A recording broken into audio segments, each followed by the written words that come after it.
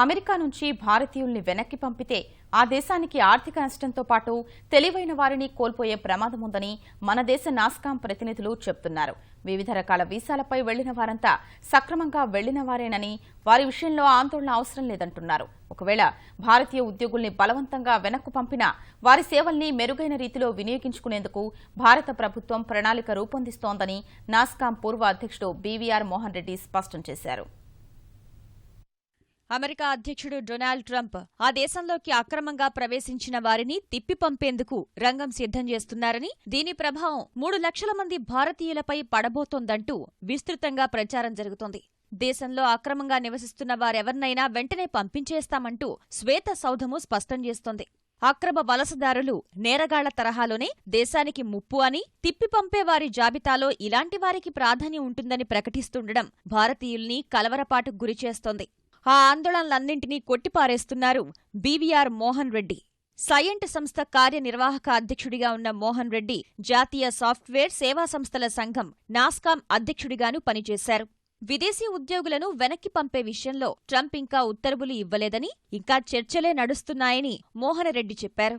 ప్రస్తుతం అమెరికాలో జరుగుతున్న పరిణామాలపై ఆయన ఈటీవీ ఆంధ్రప్రదేశ్తో మాట్లాడారు. ఈ 3 లక్షల మంది మన వాళ్ళు ఇల్లీగల్గా ఉన్నారు అక్కడనగా అప్రాక్సిమేట్గా ఎస్టిమేట్ చేస్తూ ఉన్నారు.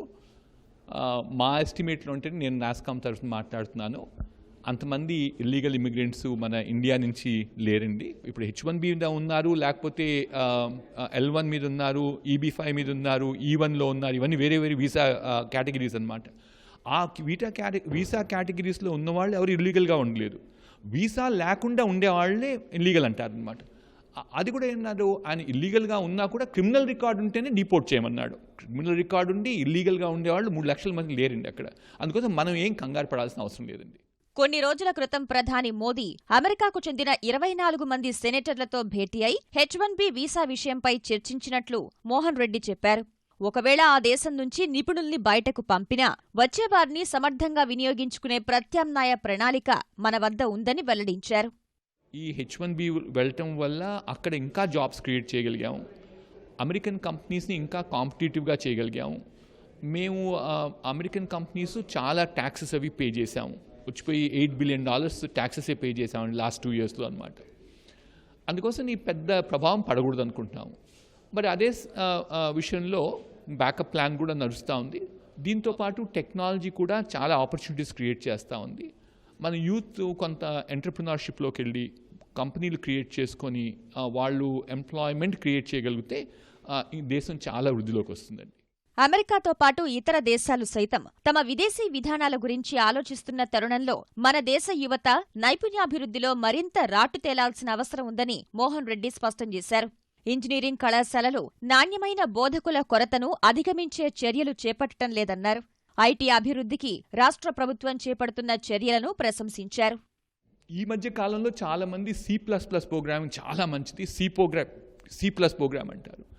ఈ రోజుల్లో అది కూడా పోయింది. ఇప్పుడు పైథాన్ అంటారనమాట. పైథాన్ ఒక కంప్యూటర్ లాంగ్వేజ్ అనమాట. అది బాగా కరెంట్ అయింది.